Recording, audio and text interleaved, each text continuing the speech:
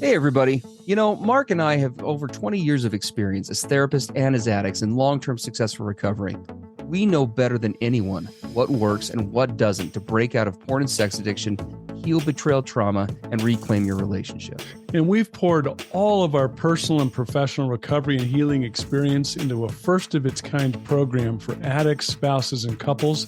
We call it Dare to Connect.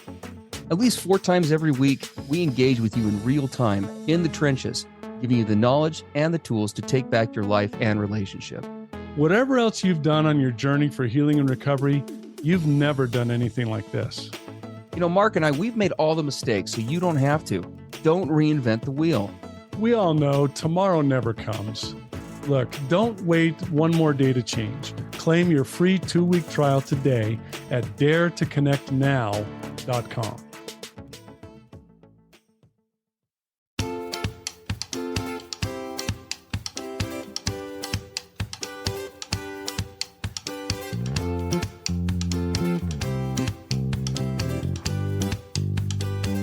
Hey, everybody. I'm Steve Moore. And I'm Mark Castleman. We know the pain and heartbreak of porn and sex addiction. And we know the triumph of breaking completely free. Every day, we help our clients find hope and healing. Join us in the fight to take back your life, your marriage, and be stronger than ever. This is the PBSC Squared podcast.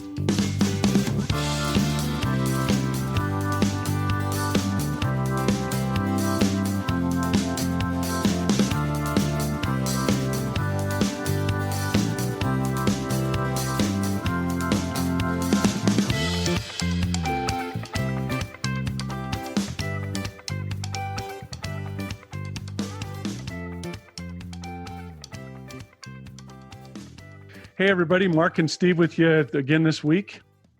So Steve and I were chatting right before this podcast, and we were kind of comparing therapy notes, as we will sometimes do, and discovered that one of the things we've been facing lately is a lot of issues with the couples that we're working with.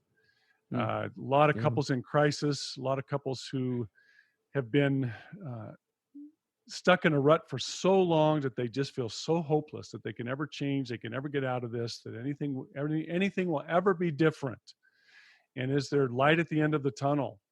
And so we wanted to talk about that today. If you're a couple and you're finding that you're struggling with a lot of these issues, how do you go forward? Is it worth the effort? Can we really do this? And so we're gonna hone in on that for the next few minutes and just talk about it. And so, Steve, I know that you don't care about this at all. There's no passion in you about this. No. So let's have you start. Well, it's just like every week, man. I'm just kind of here, and I never take anybody off or anything. Yeah, I appreciate our discussion this morning. It always preparing for our podcast. As you guys know, we do this in real time, and so we don't record episodes terribly far out. Sometimes it's even the same. It's uploaded a day after we do it, and such is the case this week. Yeah, I've been noticing a pattern as well, and I don't know if it's I think there are a lot of factors involved, but I've seen a lot of what Mark is talking about, and I'll tell you though, for coupleships that are stuck in this place, not just for the coupleship itself, but also for the therapist or other people involved, the longer you stay stuck there, the more exhausting the process becomes. Yeah. The more difficult it becomes to deal with. I'm thinking of a couple that I worked with years ago, who they actually ended up coming to see me on two separate stints of time, and when I met with them last, they were still struggling and still in a place very much of what we're describing here. We did a lot of work about boundaries and lots of other things, but they found themselves continually coming back to this place of defaulting to old habits, right? Old ways of communicating, old ways of talking to each other, old ways of showing up in the relationship. And there were real legitimate reasons for that. But as long as we stay stuck in that place, again, therapy becomes exhausting and frustrating. The recovery process begins to halt. And the longer we stay in that place, the longer we actually are moving our marriage or our relationships closer to some sort of end. So yeah. I'm glad we're talking about this today. There's lots to cover.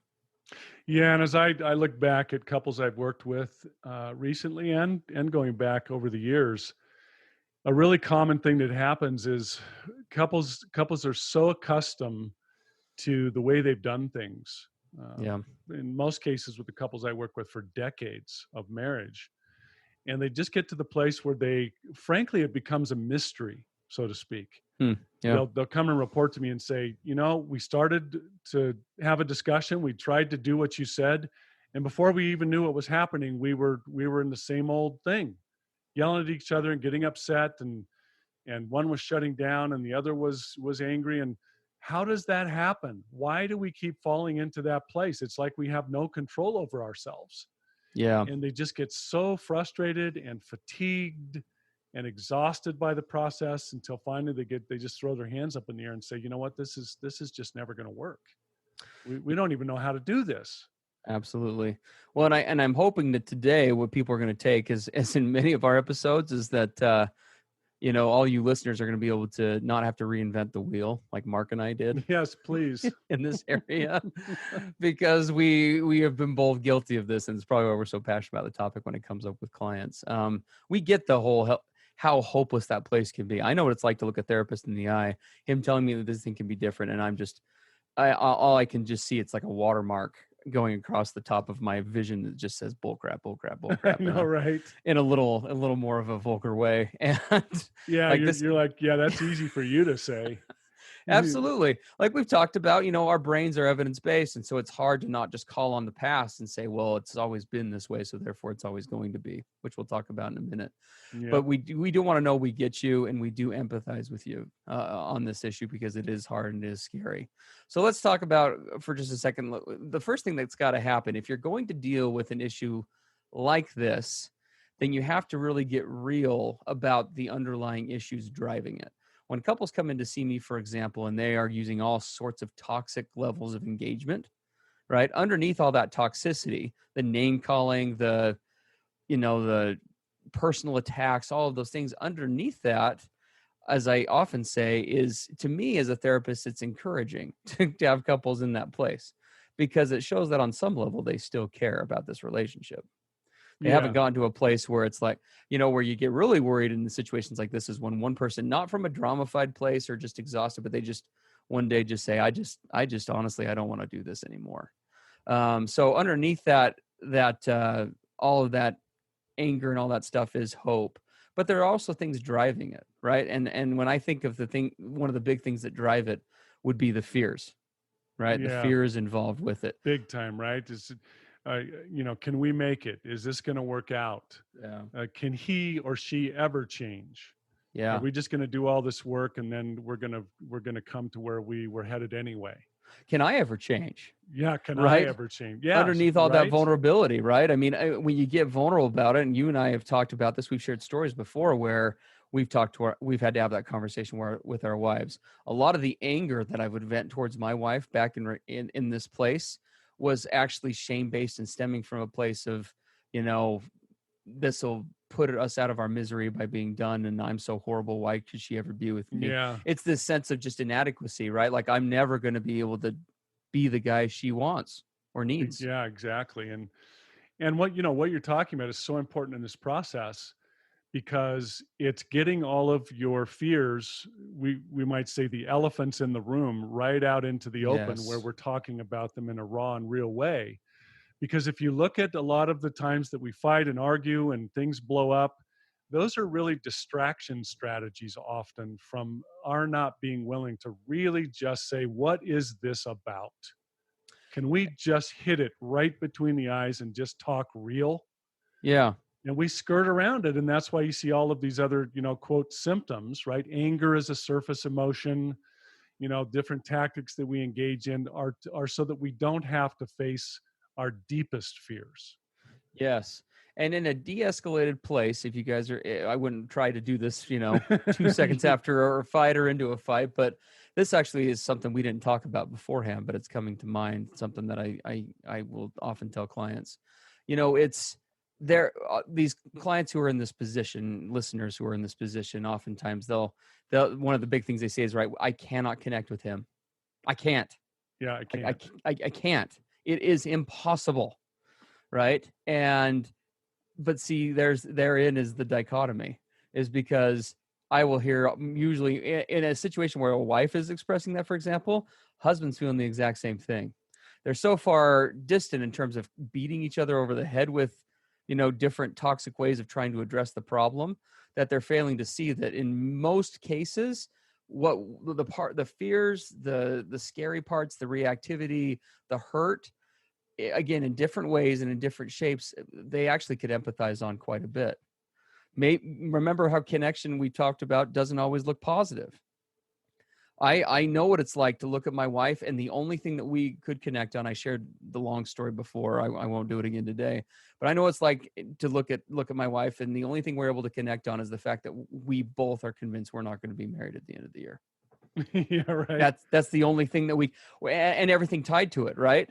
We're connected on the fact that we're terrified.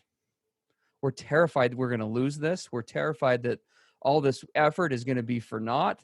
Or we're going to try. We're going to put all this money into it. We're going to spend all this time and energy, and then it won't work.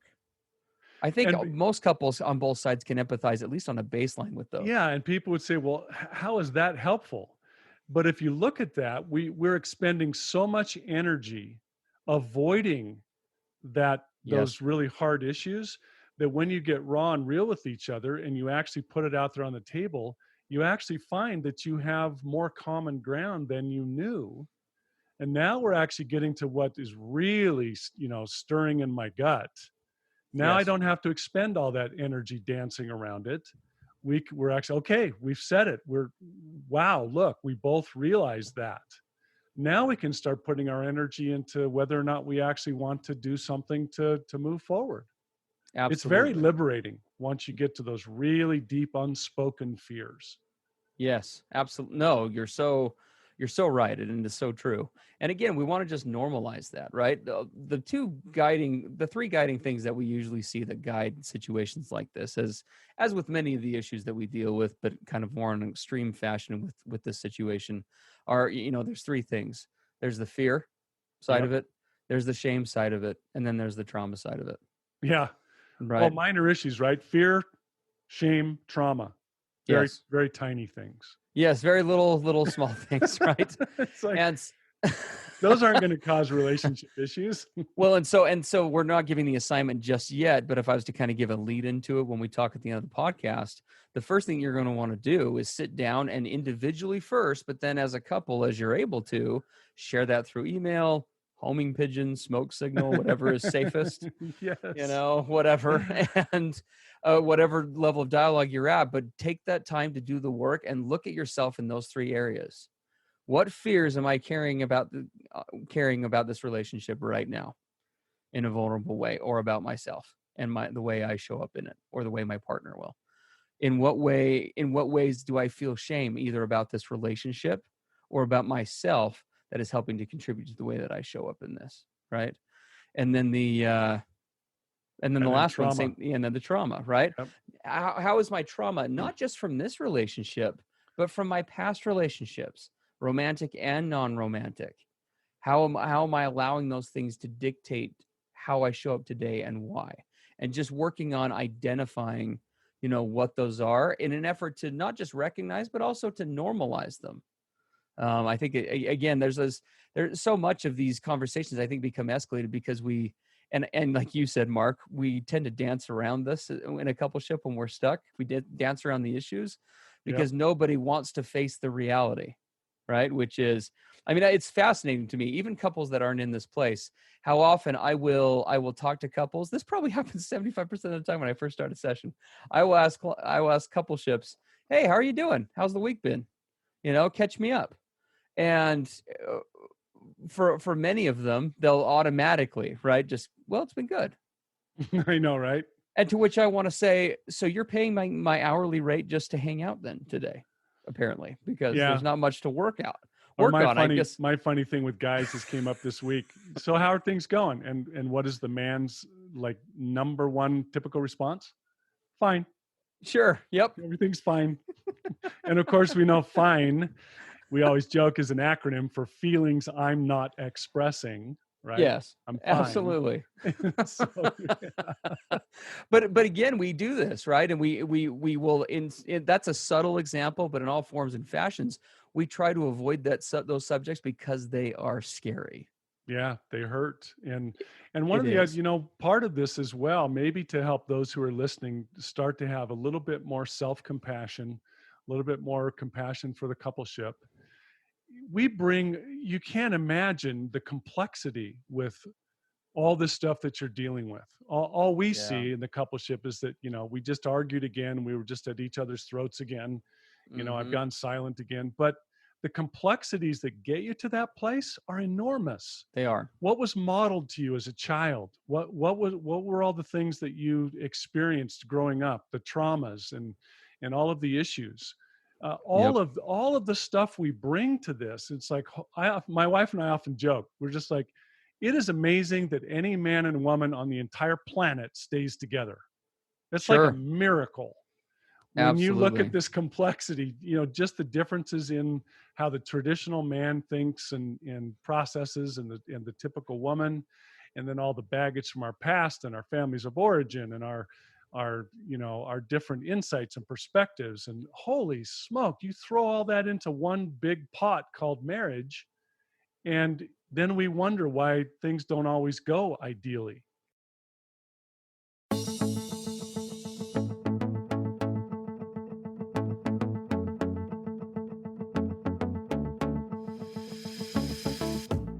Hey, everybody, Mark and Steve here.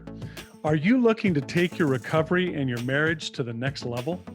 We work with individuals and couples one-on-one. With both in-person and online therapy options, you have access to the experts anytime, anywhere. To learn more, visit us at pbscpodcast.com.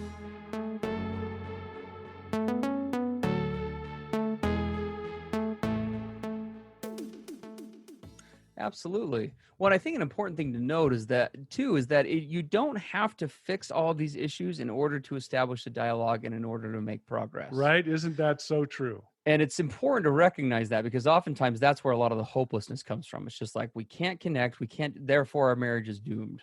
And they're absolutely, the more you start to dig in and be able to identify and then share with a partner, the more you can find common ground. I mean, I'll give you a perfect example. So with me, most podcast listeners who've listened in by this point know that my dad died in a plane crash when I was 12.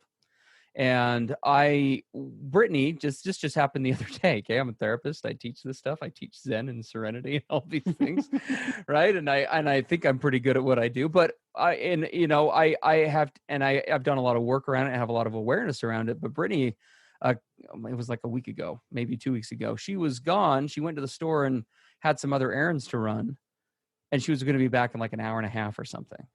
Well, then it got to 2.5 hours. And it got to 4 hours. And then it was like 10:45 at night. Whoa. And I'm like, what is going on? And what my brain does in that situation, this sounds really weird to somebody who doesn't struggle with abandonment trauma, but those of you who do will empathize with this. I felt my brain starts to go to this place of, oh my gosh, I've got to plan a funeral. What's my next relationship going to look like? How long before what am I going to do? I'm like asking all these questions that my brain wants to go to this place of preempting the fact that something horrible has happened and I've lost my partner. To a person who hasn't endured that sort of trauma, that might not make a lot of sense. To a 12-year-old kid whose dad left one day for work and never came back, it makes a lot of sense. Yeah, it makes a lot of sense. And so we bring all that with us. Absolutely. And so it's no wonder that we trigger and we react and we knee jerk and we don't often even understand why we are. Yes. It's all built into those memory banks and that experience, and it just comes gushing out for, any one of 100 reasons. Yeah. So Well, so yeah. So the next piece of this, if we kind of move this along, because we could get we're doing really good today, by the way. We're pacing well, everyone. So we're succeeding today. There's hope for Mark and I yet, in timekeeping. But once you've kind of normalized this, you're able to establish some sort of dialogue about what's really going on. Again, you may be able to do this individually. You, at this point, may need some therapeutic intervention to help with it.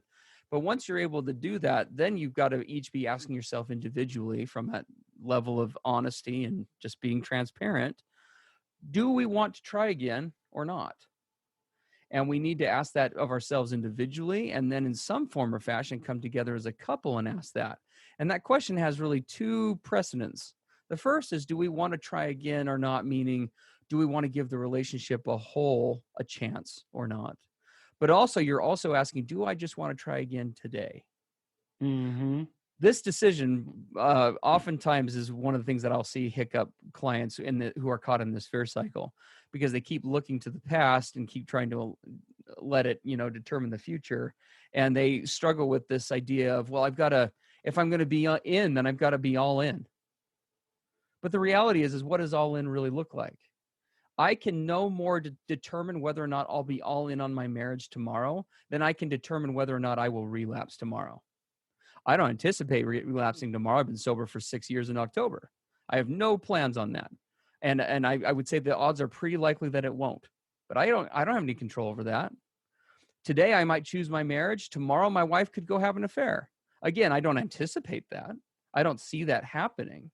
But I have no way to control or dictate that. And that is both frustrating, but also liberating, because in order to choose to try again, you don't need to know if, okay, I'm committed for the next 20 years to, it's ride or die, just ride through this thing. All you have to be able to say is, do I want to invest in this thing today? Well, and and what am I able to invest? it's such a big issue, because what we find, and I experienced this in my marriage and individual, and I still struggle with it today sometimes.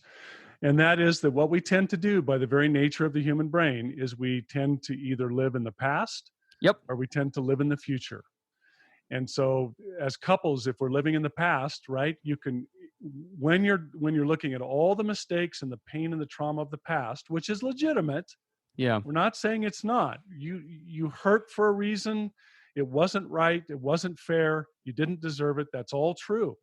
Yes. But in this moment, if I allow all of that past baggage to now determine my interaction right here and right now, I can just see my spouse's face and be triggered. Like that dirty, rotten, blankety blank. He's Sure. never, Yeah. right? Here comes the past, completely superimposing and overriding the present moment.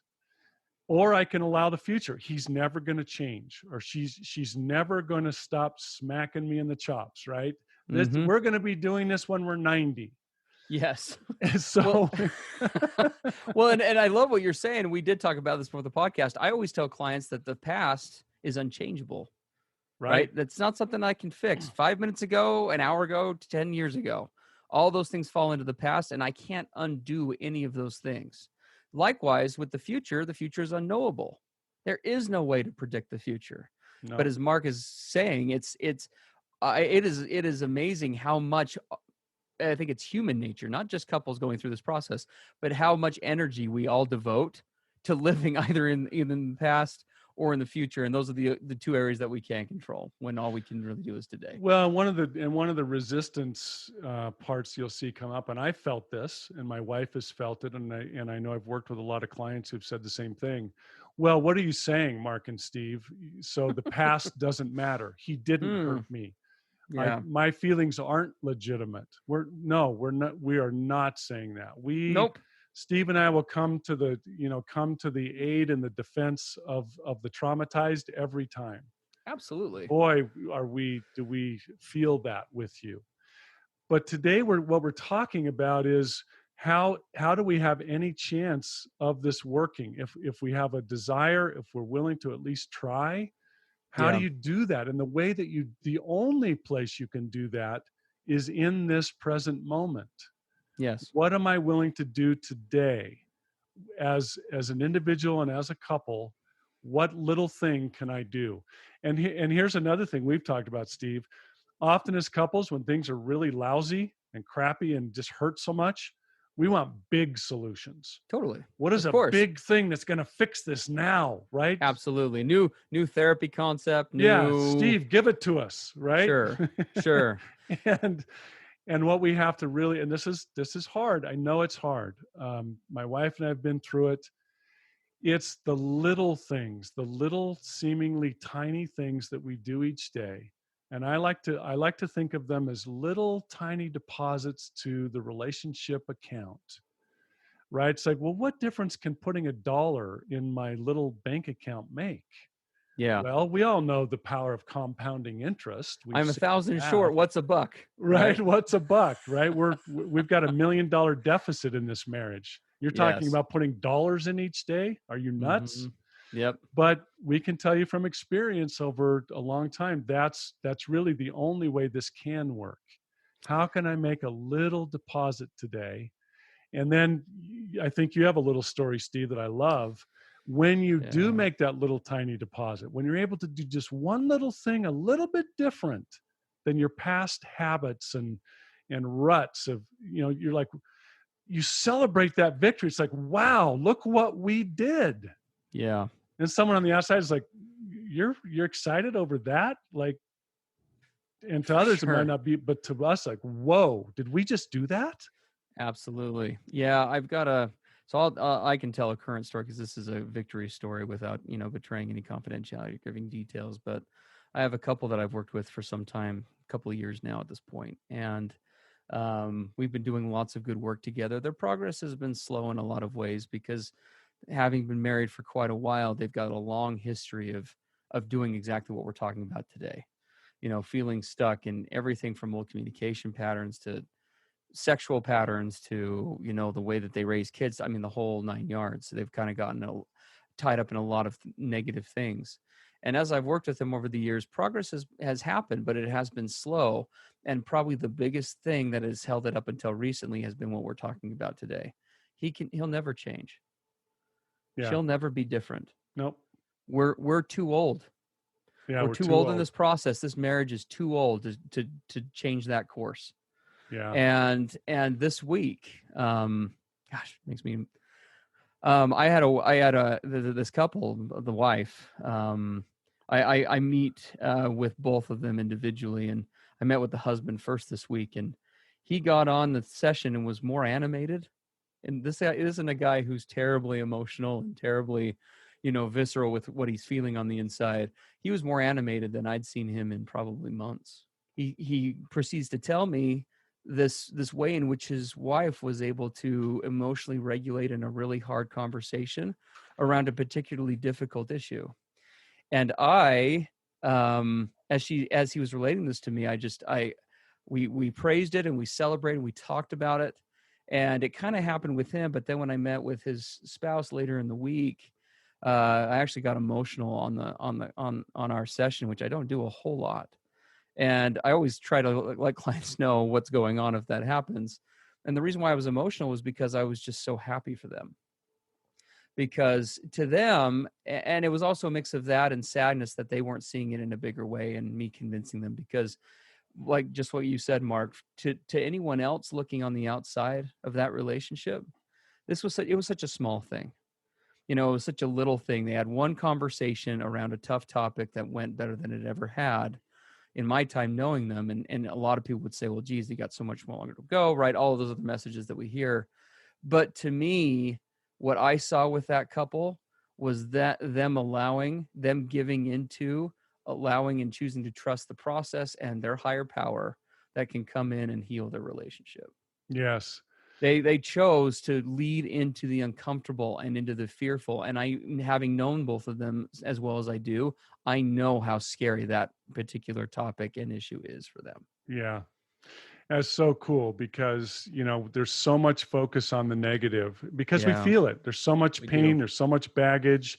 We just seem to be wallowing in it all the time. So we Yes, have to take every little opportunity when we make one little inch of progress forward, right? You celebrate. You're like, give each other high absolutely. fives and say, wow, it is possible to change. We have evidence. Yeah, well, that's one thing I do need to say with the story, because it is kind of the critical part. Going back to the husband's session, instead of that old dialogue of she'll never be able to change or we're never going to be able to talk about hard stuff, you know what he said? This is what made me, if you knew this gentleman, this would make you emotional too. He said, maybe we can. Oh, I'd wow. never, ever in over 2 years heard that. You know, it's, Maybe we can do it different. And even more so, what was even more shocking, it was more or less, it's not an exact quote, but he said, she did such a good job. Maybe I can do it different. oh, wow, look at that. So you got a wife leading out, in terms of shining that lantern a little bit into the dark and saying, maybe we can. I mean, it's, again, so small, but so huge. Well, one of the things that comes to mind as you're mentioning all this, I'm hearing a word in my head, in my heart, as you're saying this. This couple didn't do this alone. Obviously, Yeah. they have you as a great therapist, and also the word that comes to me is grace. Yes. Right? Totally. If I was really to speak one of the most important things to those who are listening right now, you will never overcome all these things and come back together as a couple by yourselves. Nope. You just can't do it. And one of the parts that is so critical that we overlook is this concept of grace. And everyone listening knows Steve and I are Christian, Yep. and we have a very strong faith in Jesus Christ. But there's a story, a really super quick story. I remember I heard about a gal who, as a little child, was in Auschwitz in the concentration camp. And as an adult, many years later, she was on the lecture circuit, where she would go around and teach audiences about forgiveness. And there's anyone Yeah. who can testify of being through the most horrific, hellish trauma imaginable, and then being able to move on and forgive and have a healthy life, it would be her. Mm. So she's in front of an audience, she's giving the big speech about forgiveness, and she looks out over the audience and she sees one of the guards from the concentration camp. Can you imagine? Jeez. He's Wow. there. Yeah. And at the end of her remarks, he comes up to her with tears in his eyes and he says, "Can you forgive me?" And she said, in that moment, she couldn't. She didn't want to. Yeah. He reached out his hand to shake her. She said, "My arm wouldn't move. I couldn't do it." Mm-hmm. And she said, in that moment, she cried out to Jesus and said, "I cannot forgive this man, but you can. Can you give me your forgiveness in this moment?" Mm-hmm. And she said, right then, she felt this pure love wash over her. And she reached out her hand and she shook his. And she said, Mm. "I forgive you." But she said, it wasn't Love that. me. It Yeah. was grace. It was my higher power. It was my Savior, because I couldn't do it. And in these marriage relationships, I know how it feels to be so broken. You need to remember to call upon grace, a power that the two of you don't have. I can't forgive him. And that might be legitimately true. Yeah. And so you call on a higher power that says, "Can you give me that forgiveness? Can you give me the grace I need?"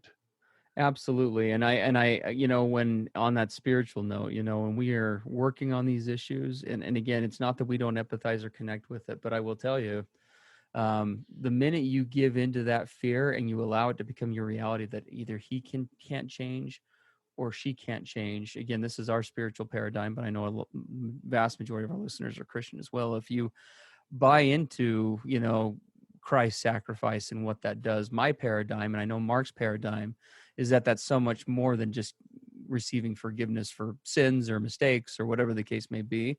It has the power to heal and change people.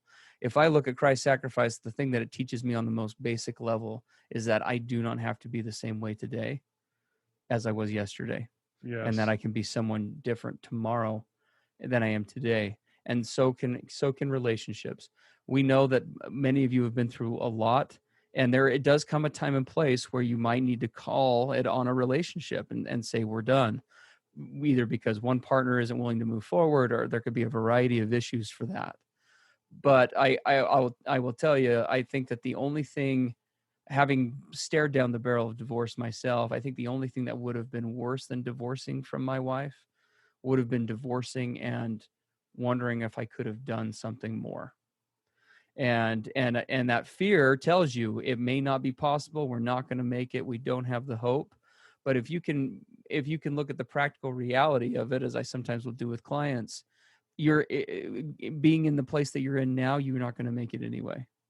Right. So let's either come to a place where we say, yeah, we really need to call this thing, or can we entertain and buy into this paradigm just long enough for our therapist to walk us through the process for a little while, to the point where we can see little victories like the one I described. Because once you start to see them, that's when doors in every other area open up. Nobody thought the other day on this phone call that this husband I just described would have been open to talking about 3 other sensitive topics now, because his wife had talked about a seemingly innocuous one. Yep, But because he they have is. one little victory now. It's like I have hope. Yep. And that's Absolutely. so we're going to kind of finish up with our assignment, which Yeah. is going to sound a little maybe weird or different for us, but if you're a couple right now and you just find yourselves banging your heads up against the same wall over and over and over again, and you just can't make progress, you just feel like you're just so close to just ending the relationship. Steve and I will tell you from our own experience that you can't do this by yourselves. You just can't. There's Mm-hmm. just too much stacked against you with all that's gone on and your own limited capacities. So you need help. And so our assignment to you, if you can, right when you finish listening to this, is just sit down together and say, are we willing to get some help? And what does that look like? And we invite you to start looking at those resources and take some kind of step in that direction. Yes. That's the assignment. Absolutely. Absolutely. There's just, guys, in a coupleship dilemma like this, there is just as much, if not more, work to be done on an individual level than there is on as much as there is on the coupleship level. Yes. And Yes. and so being able to turn that mirror towards you, even, and again, we're not saying this absent the trauma or not recognizing that, but in so many cases in these relationships, to some degree or another, it takes 2 to tango. And even when a spouse has been betrayed, there's a value in looking at it and saying, you know what, I didn't get us into this mess by any means, but are there things that I could be changing about the dynamic currently as it stands, right? And And so it really helps to have an outside professional help you to look at how to balance that and yes, where are those lines. when you're this deeply entrenched, I know that, speaking to my own experience, I couldn't see it any different. No, It just wasn't, it was impossible. it was, When I yeah. got to that point, this was reality. The sky is always blue, the sun rises in the east, sets in the west, and my wife and I are screwed. That's how it really became for us. And so that is absolutely paramount. But we so care about you guys. Thanks for tuning in today. We hope you have a great rest of the day, great weekend, and we will talk to you soon. Yep. All the best. That's all for today. Thanks for joining us. And remember, the opposite of addiction isn't sobriety, it's connection. Together, we can do the impossible. To learn more about Mark and Steve and to listen to more podcast episodes, visit us at pbscpodcast.com.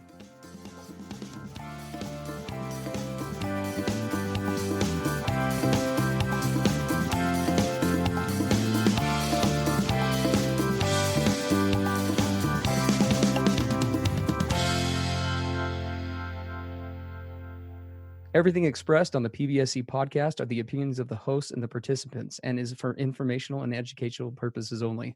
This podcast should not be considered mental health therapy or as a substitute thereof. It is strongly recommended that you seek out the clinical guidance of an individual qualified mental health professional. If you're experiencing thoughts of suicide, self-harm, or a desire to harm others, please dial 911 or go to your nearest emergency room.